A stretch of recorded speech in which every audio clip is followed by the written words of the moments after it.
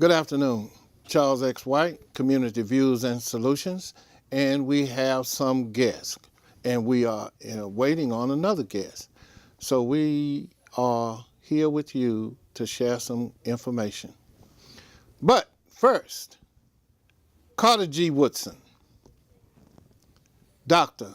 Carter G. Woodson, the one and the only person who cemented the academic research, the groundbreaking research on blacks in America's history.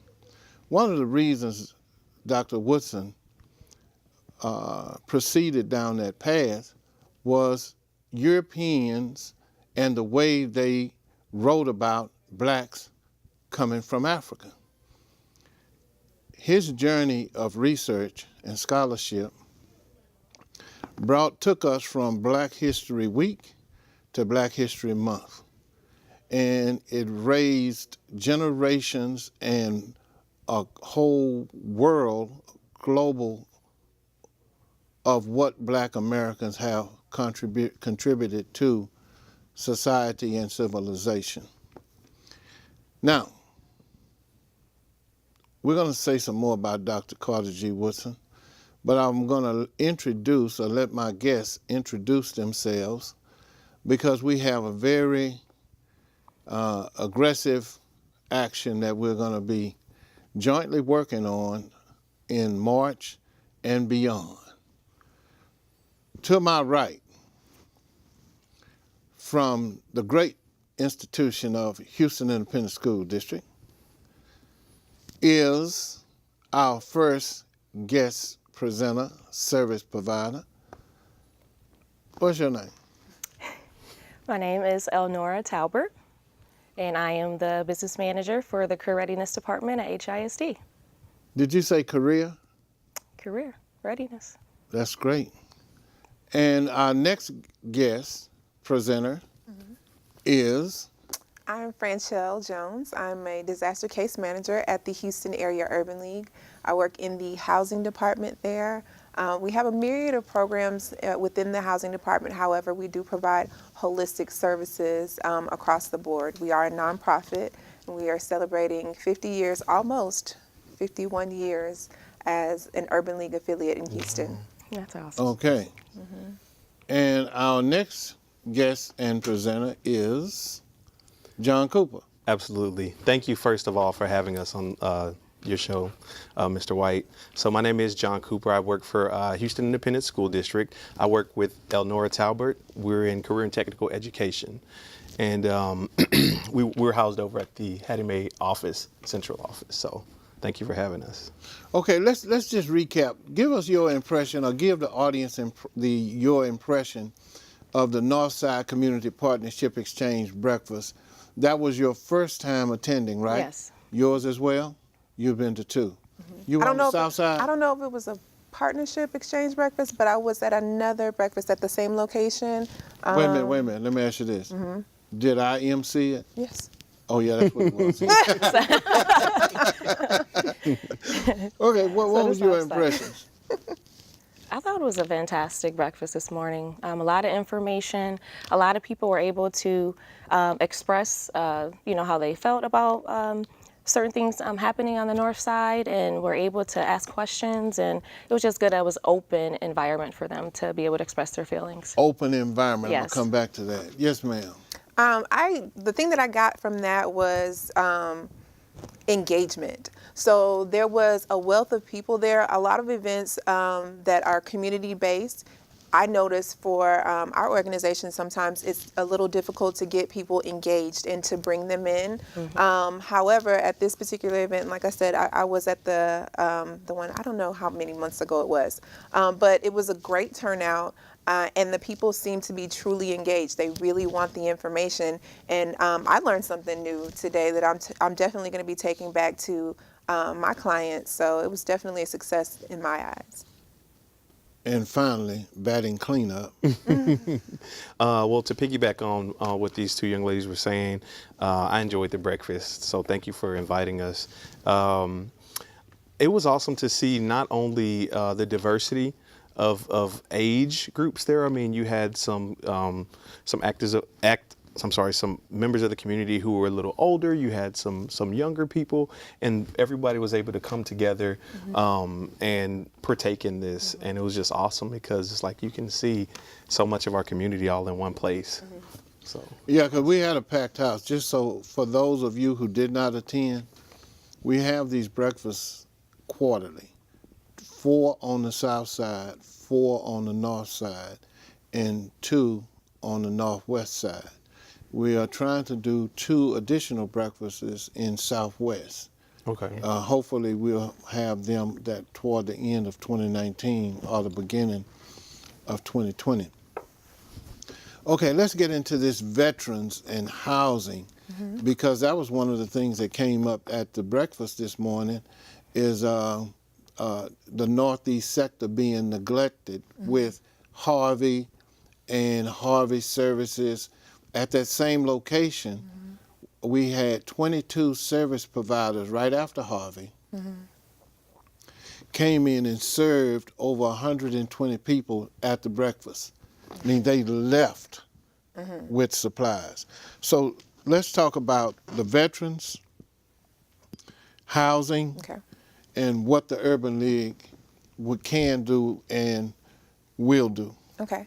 So at the Houston Area Urban League, in our housing department, we have quite a few initiatives that we've been doing for quite some time. However, our newest initiative is a partnership with the Texans Veterans Commission, excuse me if I can get that out. And basically what's going on is we are seeking out veterans that are having financial difficulties, service members and their surviving spouses.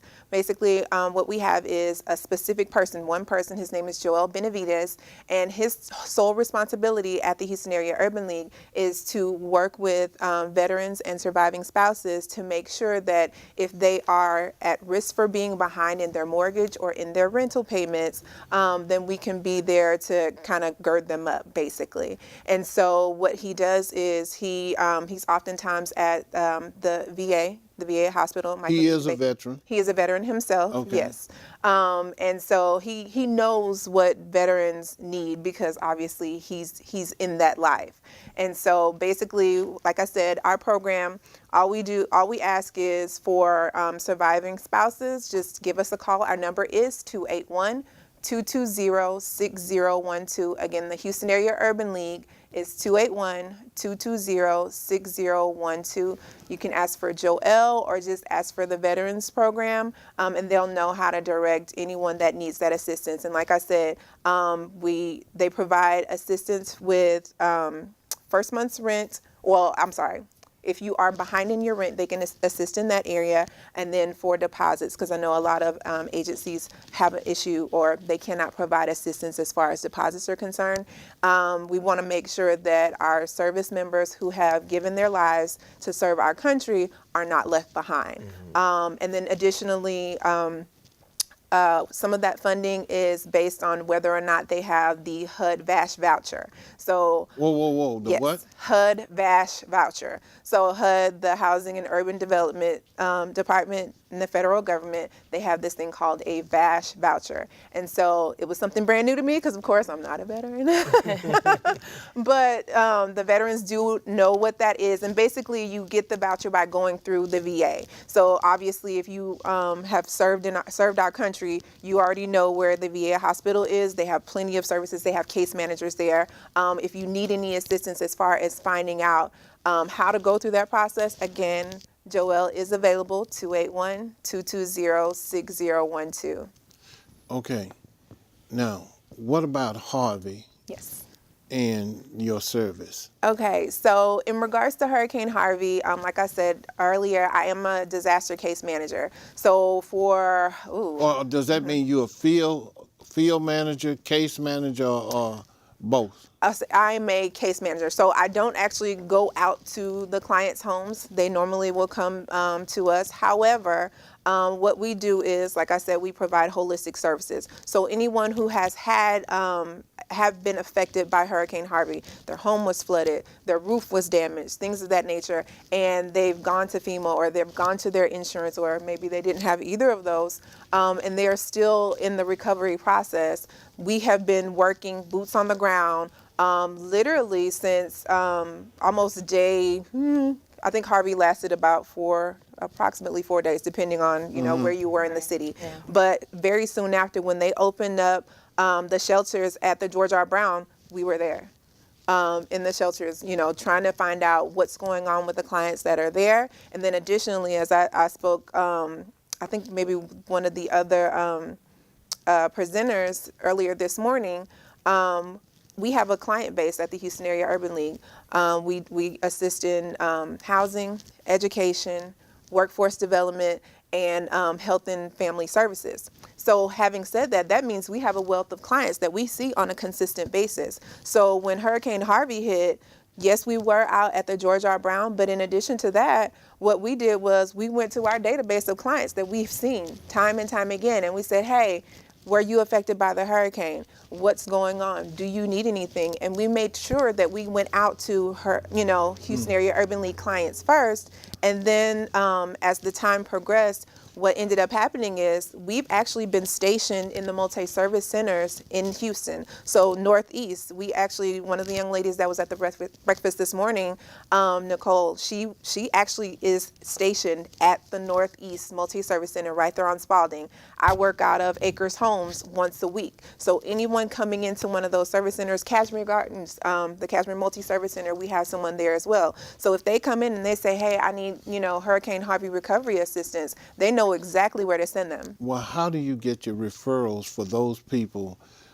Well, a lot of times we ran into people that just gave up in trying to file to get assistance. Do you have a technique or a method that you... Well, that's the purpose of having a case manager. And so, like I said, and that's one of the things that I think is beneficial for the Houston Area Urban League, because we do have holistic services. If a client comes in and they say, oh, well, my home was damaged and I need repairs, we do a full needs assessment when they come in. We do the intake process, make sure we have the necessary documentation. However, we do a full needs assessment. So if you need home repairs, but you had life issues that, precluded you from getting SNAP, or, your children. Wait a minute. SNAP? SNAP meaning you got the point? No, SNAP meaning food assistance. Okay. Yes. So we actually have someone But what is SNAP? It's an acronym. It's an acronym. Don't ask me what the actual name is. Okay. So basically, the Lone Star card, the EBT, the food stamps, they're no longer called food stamps. It's not an actual stamp. So they call it SNAP benefits. Okay. So we have someone at the Urban League. Her name is Miss Pat. FYI, if you need to complete your application for SNAP, you need assistance with it, whatever your age range is, Ms. Pat can help with that. The number is 281-220-6012. But yeah, so if our clients, they're having a food issue, a food insecurity, and we find that out during the course of our meeting while we're doing our case assessment, I'm like, okay, we're going to work on the home, but also I want to make sure, you're aware of the programs that are available, as well as, if I need to find some food pantries or things of that nature, we take that responsibility. What I tell my clients is I want to make sure that they have a realistic view of what they're receiving when they come to the Urban League. No, we don't have a vault in the back. We don't have a vault full of money. We're not just going to be throwing money at you. However, what we can do is prioritize what your needs are. Okay. Once we prioritize what those needs are, it's my responsibility to do the footwork. Now, granted, of course, we do need some participation. I need you to bring me documents. I need you to bring me proof.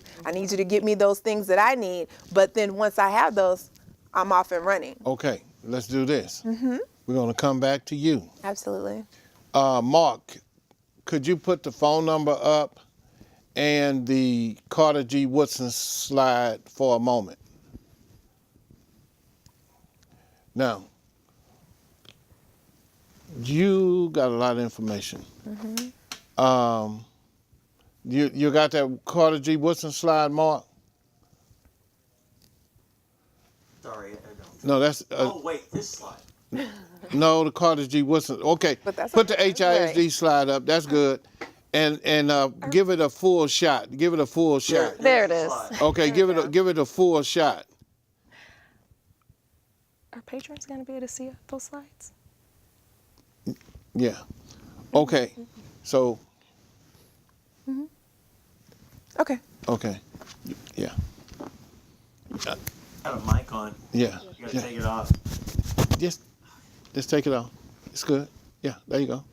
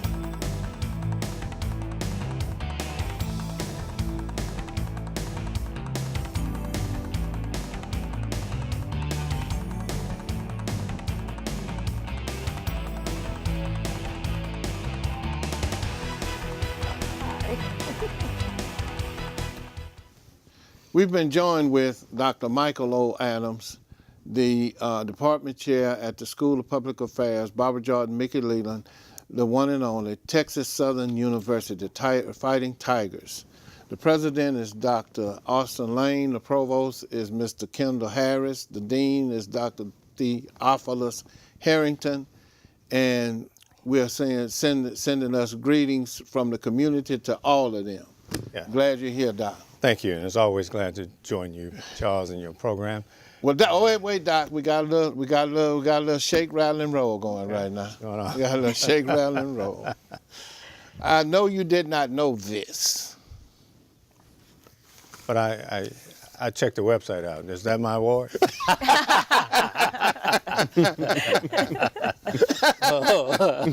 I'm surprised.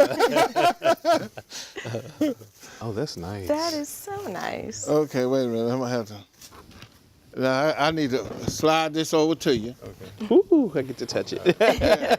and that's your box. That's your box. You're gonna take that with you. That's your box. That's his Grenita Lathan. That's his what? Later. I brought the wrong one. But it's okay. Purpose is the same. It's about the effect. Yeah, okay. It's a thought that counts. And the optics are good. Yeah, okay. Well, we got it. It's in the car. Yeah, but thank But you. anyway, Texas Southern, this is being Black History Month. I wanted to highlight HISD. That's why Dr. Lathan has one, and we'll get to her when we talk to the HISD folk. But I want to highlight Texas Southern because I don't think the community is really aware of the landmark move that Texas Southern positioned itself in with the Emergency Management Homeland Security Program. And at the breakfast today, I explained to the people that this is one of two in the state, but for about 3/4 of the state is your territory. Right. Because the second one, the other college is way in West Texas. So I wanted you to hear, because you, Dr. Harrington and Jones, all are, in my view, the pioneers of making this a functional 4-year degree program. Right. And from the community side, we want to say thank you. And of course, from my side, for sure, say thank you. But just give the audience a little preview as to the School of Public Affairs in your program that you created that they may not know a lot about, but it's a tremendous program, the EMPA program. Right. Just kind of give us some. Well, as always, Charles, thank you for the opportunities to sit here and to talk about Texas Southern University in terms of being at the center. And we like to think that we're in the forefront and always on the vanguard because we care about the community. And our mission, of course, is historic. And being an urban university, we go back to the legacy of Dr. Granville Sawyer. Dr. Granville Sawyer, actually, he was a visionary, and he came up with what we call an urban mission. And the School of Public Affairs is named after two iconic figures. That's Barbara Jordan and Mickey Leland. And so what we do, it has an urban thrust, an urban focus. And thanks to you and the pioneers that you mentioned, both Dr. Harrington and Dr. Franklin Jones, was instrumental in understanding the intersectionality of emergency management and homeland security because we had some natural disasters, namely Hurricane Katrina, which was devastating, and we look at the impact that it can have in terms of the decimation of a community. And we saw what the optics looked like at that time and when people were suffering. And I think the commitment that you had, Charles, and you were able to get some academics and some very good people like Franklin Jones and Dr. Harrington to understand that we need to be at the point where decisions are made. And the people who are the emergency managers and the administrators, they need to look like us if we're going to serve those folks. Right. And so through that effort, we were able to create an emergency management homeland security program where we can train our students to go into this field. It's a growing and it's an emerging field and it's a market. And I tell students all the time, it's called disaster capitalism, and there are people who are making billions of dollars, but we don't look at only the monetary contribution, but not beyond the monetization of it. We're talking about service because it really makes a difference when you can have people who can make those kinds of decisions in terms of the deployment and the placement of people and also the hiring and the procurement efforts as it impacts upon the African American community.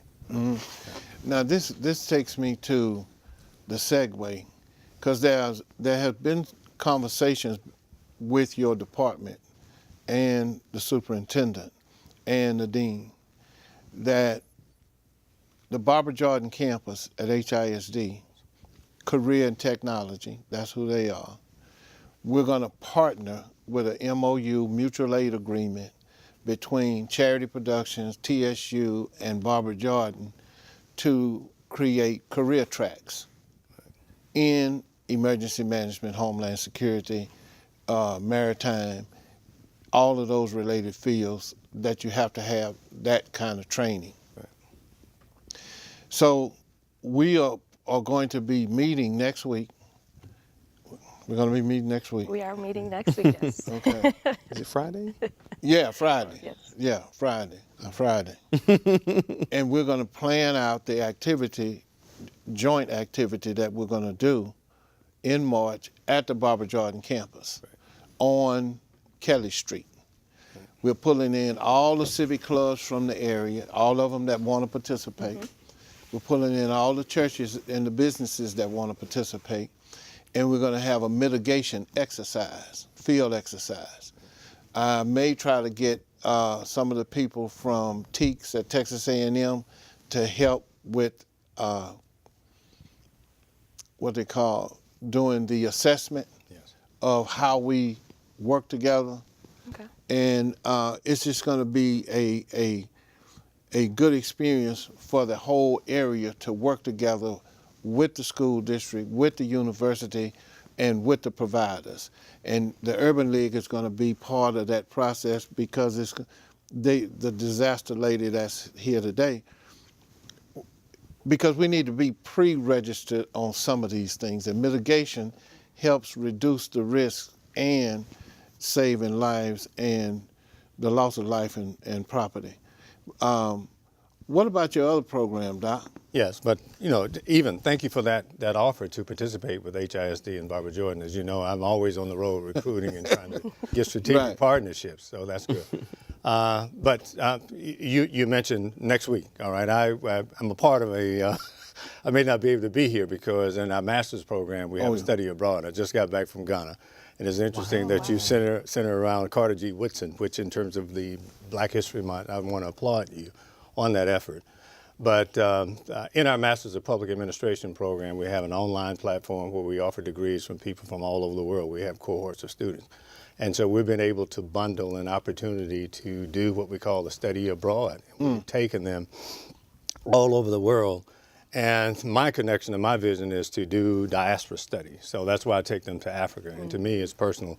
It's more like a pilgrimage. It's just like where people would go do the Hajj in terms of the Mecca. But when I go to Ghana, we go into Accra, which is the largest urban area in Ghana. And then we take them up to Kumasi, where they're able to see the largest business hub. And then we go down to the Cape Coast, where we actually see, they call it castles, but actually they're slave dungeons. Wow. And it's an emotional experience to take African Americans home. And when I take them there, and you can look through the door of no return, it's an emotional experience that you will never experience. Wow. And out of all my years in terms of being higher education and the things that I do, that's the signature contribution I can do, that I've done. That's awesome. That is awesome. And I'll be leaving on Saturday, taking a group. We're going to Rio because we hook up everything. When you look out that door of no return, you can go down to Salvador Bahia. And for most people, I don't know if you know, that the largest concentration of African people outside of Africa are in Brazil.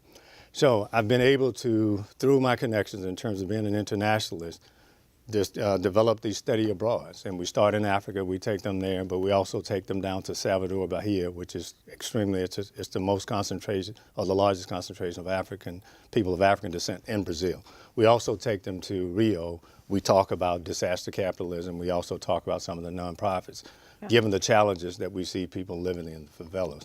And we think that we're doing something that's extraordinary. When I go across the country, people say that TSU is doing things that even the PWI, which is the predominant white serving institutions, they're not at that point.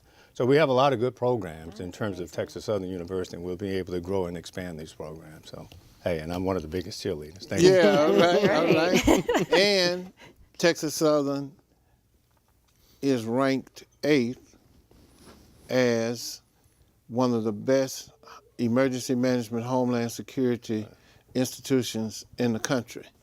So, hats off to the leadership and the hands-on faculty and the students at Texas Southern in the emergency management homeland security field. So Mark, if you put us up that transition so we can transition back. Dr. Adams is going to take his leave, and I have to go to TSU later and give him the right to that. Yeah, well, we appreciate it. You had that Carter G. Woodson slide, transition slide, Mark? I'll find it. Oh, okay. So these are going to be...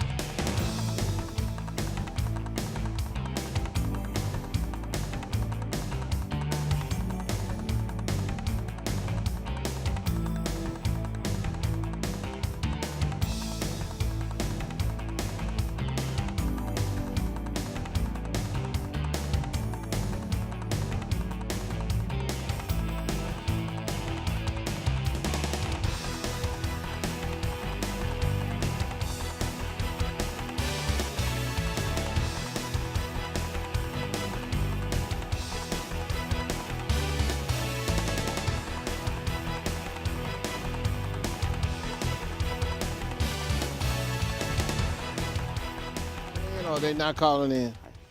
Mm-hmm. Okay. So now, HISD. Let's give the audience a closer look and scrubbing of what career and technology looks, feels, and sounds like. So Career and Technical Education, CTE for short, provides academic and technical skills for students, which makes it necessary for them to go into the workforce. So our department, which is CTE within HISD, we provide K through 12 students with those academic, career awareness, perceptions, making sure that they know the different types of careers that are out there for them. We want to make sure that they are equipped and are ready to go from school to work. It's that simple. Just go to work. No, it's not that simple. So Well, making give sure. us some of the moving parts to that. So, as far as career awareness, we have a career Ready Wagon where we provide resources to elementary schools. Were y'all in the Fact Stock Show parade? No, not this year. We were not. Not the career Ready Wagon. We were not. So we have a bus that houses like I was just STEM being- and we were not. But we Okay. did assist having some students from some of our middle schools. Actually, they'll be going tomorrow Oh, to good. the rodeo. Okay. So 5 of our middle schools will be attending. We're excited about that. Okay. So, Yeah, so like I said, we provide career awareness. We provide exploration for our students, making sure that they are prepared for those high-wage, high-growth industries. So with our middle schoolers, we offer individual classes for them, so to help prepare them about different careers before they enter high school. So we have different partners that will come in, discuss those careers with the students. And so once they enter into high school, they'll meet with their counselors as freshmen. They'll work on their personal graduation plans, and they'll talk about their career interest. And then from there, when they create their PGP or personal graduation plan, that's their map. That's going to help them from their freshman year all the way through high school and creating a career path. Okay, one question for you on that is your middle school. Yes. Did I say that right? Yes, middle schools? Yes. Your middle schoolers, Yes. what careers do they, predominantly select? It ranges. It ranges. We have actually 16 clusters of different careers, ranging from architecture and construction, STEM, healthcare, automotive. Just to name a few, that students can choose from. And so we try to introduce those classes and those career fields to them in 8th grade. So, for instance, 8th graders can take an engineering course while they're in 8th grade. But once they go into 9th grade, that course can transfer over. And if they decide they want to continue on a STEM route, they can continue on Principles of Information and Technology. They can continue on that STEM route. Okay, what's the STEM? What does that mean? STEM is, now just put me on the spot here. Science, technology, engineering, and math. mathematics. I was like, wait a minute. I do know this. I do know this. Okay, Mr. Cooper, help her out a little bit. and Elnora is absolutely right, and it's awesome that now that back when I was in school, Oh, was that long ago, huh? Yeah, like 2 days ago. when I was in school, it seemed like the primary focus for students was all about college, get ready for college. What college you going to? Bringing colleges to our campus, step shows, all this, and that was great. But a large number of students, college may or may not be the option for them. Of course, the ideal would be for our students to be college bound. I mean, but sometimes, there's different vocational trades that students may want. And it seems like now with career and technical education, even as early as like elementary school, we bring these career wagons into these schools. And we have Ms. Blevins and Ms. Carolina Kano. Yes. They have all types of fun. Like for example, they'll have a whole health science table with just all kind of moving parts and components, and they'll bring back pictures and videos of the kids just playing with all this and learning about this Robots. stuff. Robot arms. They put together the little boy and girl robot that was like getting itself up and talking and moving around, and this is at the elementary level where kids have can get this experience. And then even in middle schools and all the way up to like with the 4-year plan where like this is a whole career path. Wait a minute. Since you said that, what about the black children? Do they do that? Do they do the robotics? They go to all absolutely. they go to all the different schools. Absolutely. Well, I just want to try to, open up some of the people's minds. It's like, yeah, black people do that too, right? Absolutely, yes. And with the robotics, a lot of times they'll bring about and they'll laugh with the kids. You can program them to say their names, but it's teaching them about coding. And they want to go into those classrooms where kids don't know what coding is. They don't know how robots really work. And so they want to go into those. Is coding the same or similar as programming? Yes. Yes, it is. Okay. I just want to know my language, transition, the lexicons, change. Just want to be up to date. So what's been one of the biggest successes you've experienced as long as you've been in this position? I would say one of my biggest successes is building a partnership with the Masonry Council and bringing that partnership to Barbara Jordan High School. So this is a whole new program. It's a part of our construction pathway, and students didn't know what masonry was. And unfortunately, our partners as Masons are like, hey, this is a dying field. We are losing people there. They're retiring, and we need more students who are young to come up, understand it, love it, and get into this field and start taking over. And so we want to introduce these types of careers to our students at a young age. And so I was just really proud to be able to connect the Masonry Council to Barbara Jordan. It's a new pathway that started last year. And so they actually have a trainer that comes in once a week working with the teachers and the students and showing them what they need to do out in the field, but also bringing it into the classroom.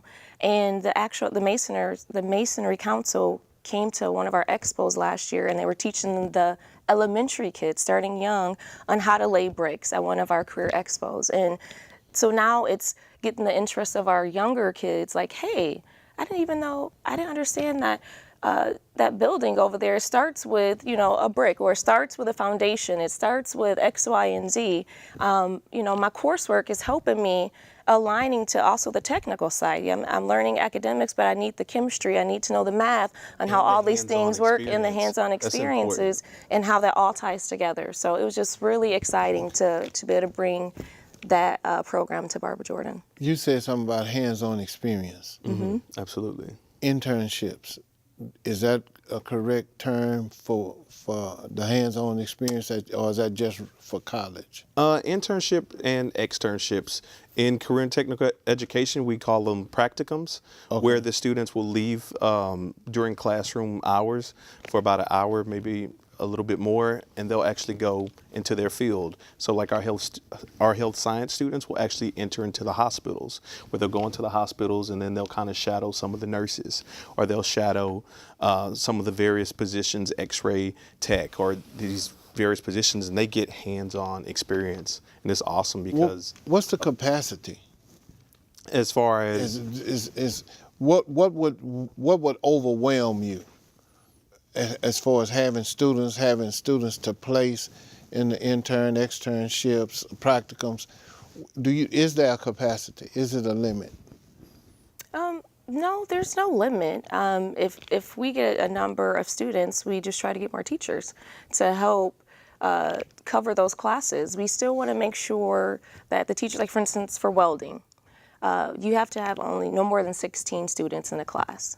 So if they are going off-site, you only want to take 16 of those students. But maybe for health science, we could have up to 40 to 50 students just in one campus at like DeBakey High School, where those students are in rotations going to campuses. We have over 43,000 students across the district in CTE programs. Whoa. In over 44 high schools. Mm-hmm. So we are the largest in the city of, in the state, with students actually enrolled in CTE. And to sidebar that, how it's growing, we're looking for more CTE teachers. Mm-hmm. So these are people who are leaders and experienced in the industry, where we're looking to hire them. And we'll talk more about that mm-hmm. with our CTE teacher hiring event, which is going to be coming up next month. Oh, you want to talk about that now? Because next, we're going to close out on the disaster. We're going to come back to you, because I want to know what y'all did during Hurricane Harvey. How did it impact HISD from where your position is? But tell us about the expo.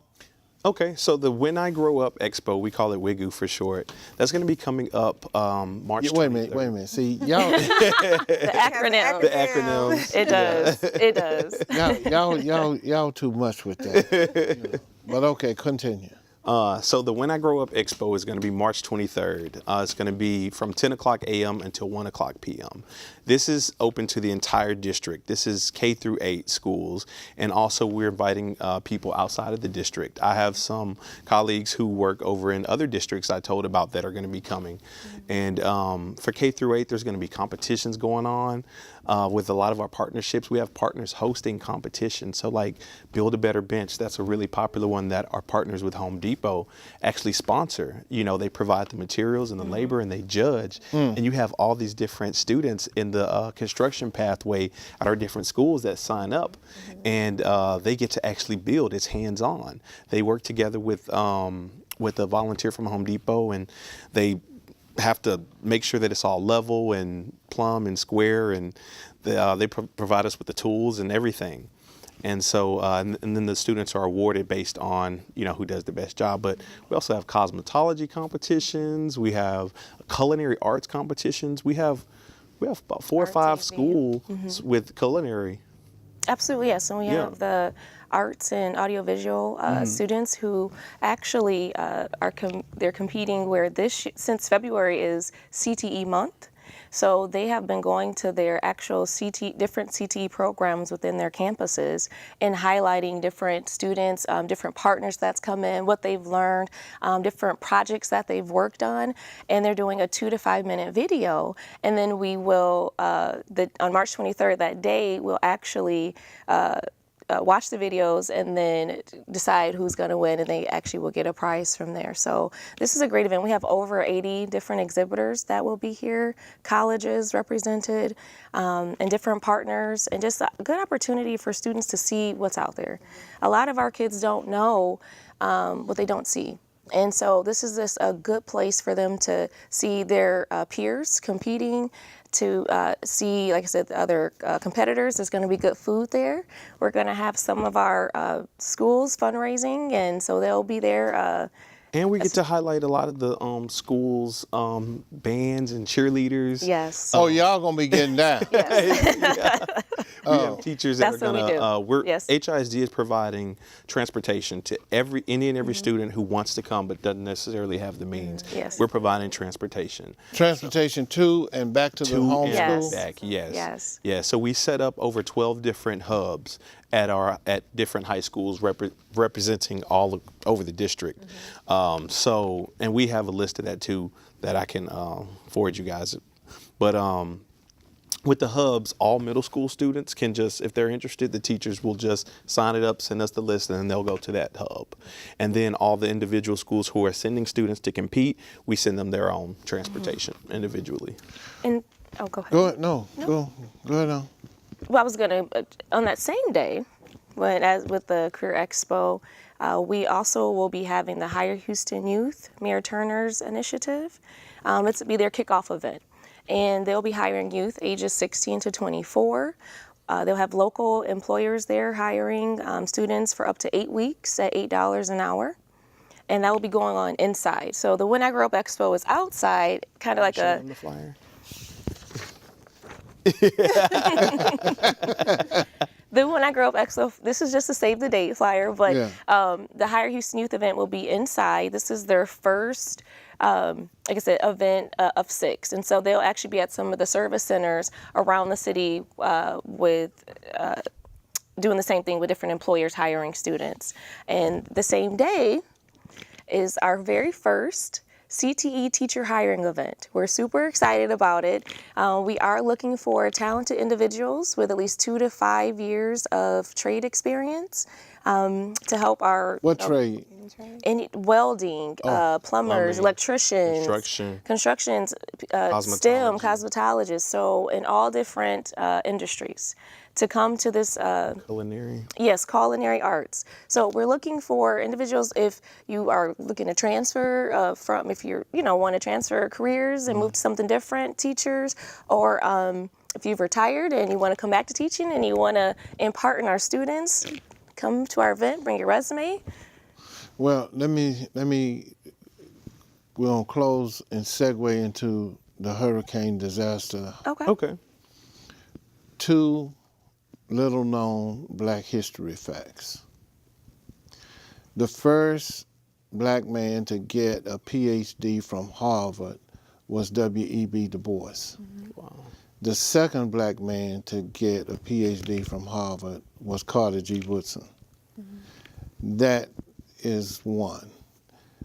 A lot of people are not aware that Dr. Lathan is the first black female superintendent in the 93-year history of HISD.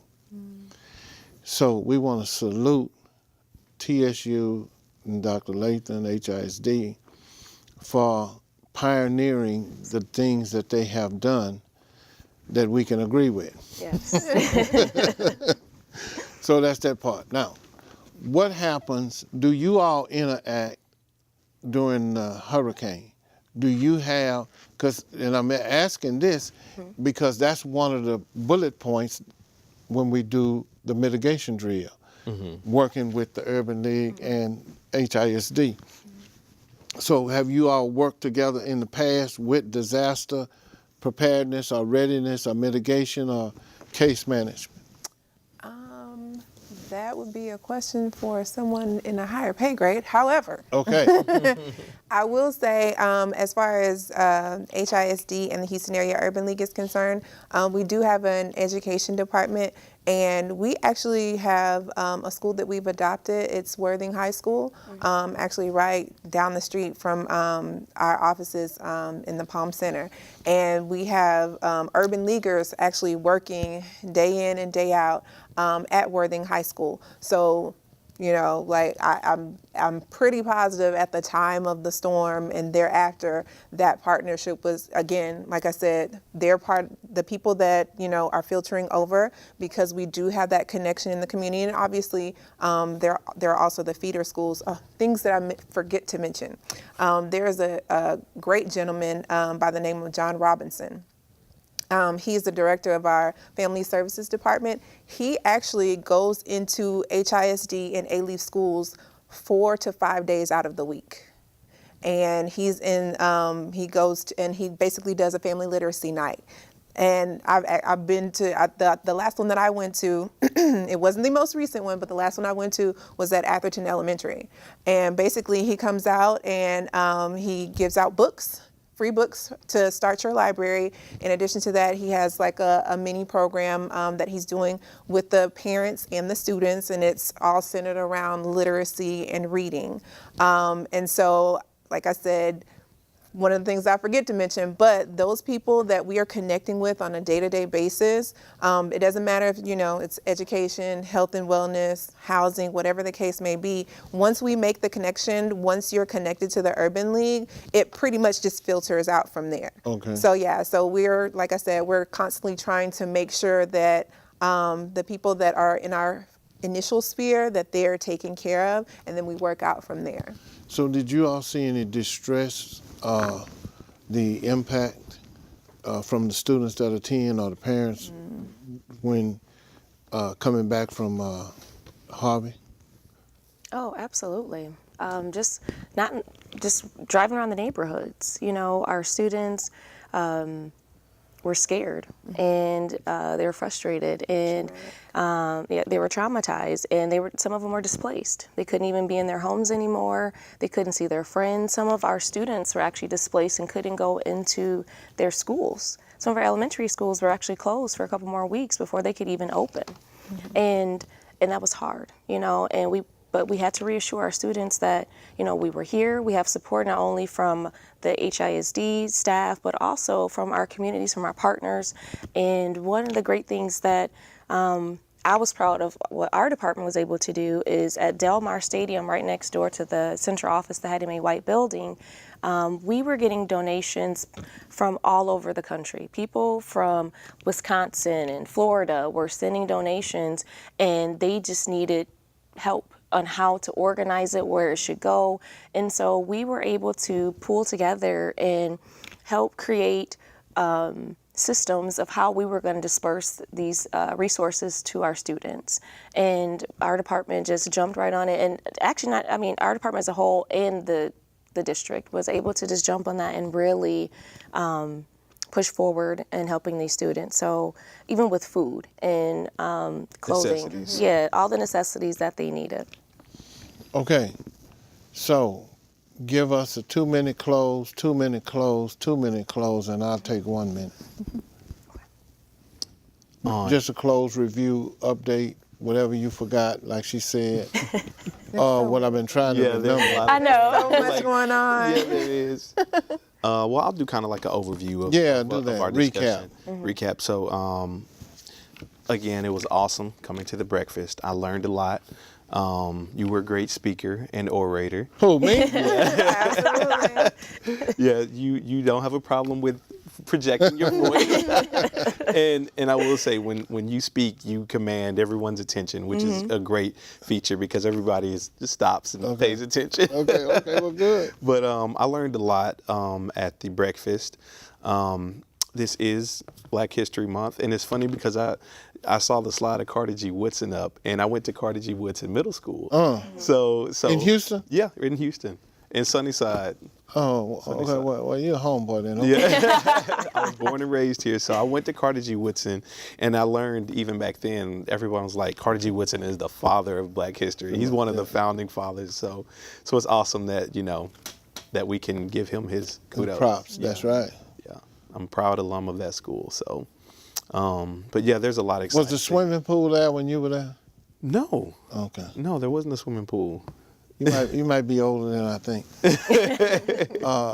Okay. So, What's your name again? My name is Franchelle Jones. Oh, I'm a that's right. disaster case manager at the Houston Area Urban League. I am an urban leaguer. Okay. And again, like Is that like a Girl Scout? no, actually, it's not. So, an urban leaguer is basically a person that is invested in empowering our communities. I mean, at the end of the day, that's really what we're all about. We want to make sure that there's parity. We want to make sure that we have our own economic self-reliance. We want to make sure that as a community, we're always on the rise. And so that's what the Houston Area Urban League is here for. Just to reiterate, like I said, I am a disaster case manager. One of the things that we are transitioning into now that we've received the federal funding that everyone's been waiting on. Wait a minute. It's here? The federal funding has come down. The city of Houston has designated, they've told everybody, yes, federal funding is here. So if you are still in need of Hurricane Harvey recovery assistance, please, by all means, there is a survey that the city of Houston is wanting everyone to complete. The survey is for the purpose of putting you in a specific category. So whether you need reimbursement if you paid for your own repairs, or you did you had to buy your own supplies to work on your home, or whatever the case may be, save your receipts. Get those together. You're going to have documentation, but they are doing a reimbursement program. They are rebuilding. They are demolishing homes that are, obviously Are they not doing livable. mold remediation as well? That one is a good question. That would be for the city of Houston. However, there are organizations that are doing mold remediation. So, FYI, if you have any questions about anything pertaining to Hurricane Harvey disaster relief, the easiest thing to do is call 211. It's the United Way helpline. All you have to do is give them your zip code and let them know, hey, I need assistance with Harvey, mold remediation. I need somebody to help me fix my home or whatever, what have you. What they will do is they will connect you to the organizations that are doing that work specifically. Don't forget the Veterans Program. Absolutely. In addition to Hurricane Harvey disaster relief, we also have a veterans program through the Texas Veterans Commission. The person that you will be getting in contact with is Joel Benavidez. His number is 281-220-6012. Get in contact with him if you are a veteran, you are a current service member, you served in any of our wars, or if you are a surviving spouse of a veteran who has been in the military any given amount of time. If you are struggling, if you have financial issues that you need addressed, if we can't address them, we will find somebody that can. We do holistic services, case management, needs assessment. We will not just pick on one thing and be like, okay, now you good. You ain't got no job, but by then. That's not how we did the Urban League. We want to make sure that every area is secured. Well, I'm going to tell Glenda and the people over there, you did a good job. Thank you. Oh, yes. I would like to thank you again, Mr. White, for having us. And I look forward to working with you and with TSU and building our partnership. And I just want to remind you all, and like I said, our When I Grow Up Career Expo. Again, my name is Elnora Talbert. I am the business partnership for the Career Readiness Department. If you are interested in becoming a vendor at this event, you can call me at 713-556-6981. That is our Career Readiness Department. Again, my name is Elnora. So, and if you are interested or have any questions in regards to the Hire Houston Youth event or just any information about the expo, please reach out and connect with me. Well, I better help you two people from HISD because you didn't mention your fearless team leader, Mr. Michael Love. Is that him? That is Okay. Well, our Assistant Superintendent, Mr. Michael Love. y'all better say something. I'm just trying to help you.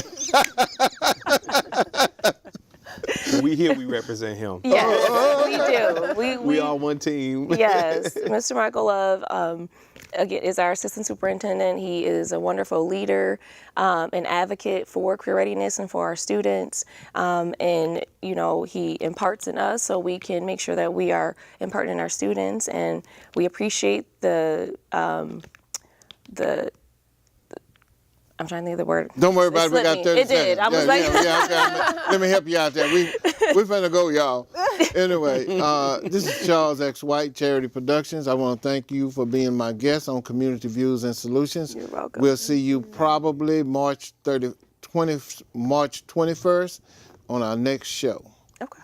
And but I'll see y'all next week. Yes. Is it on Yes, Friday? next week. Friday. Yes, next We're Friday. thinking Friday. Yes. All right, we'll see you. Happy New Year, Happy Christmas, and everything. Happy Black History Happy Month. Black History Month. Happy rodeo.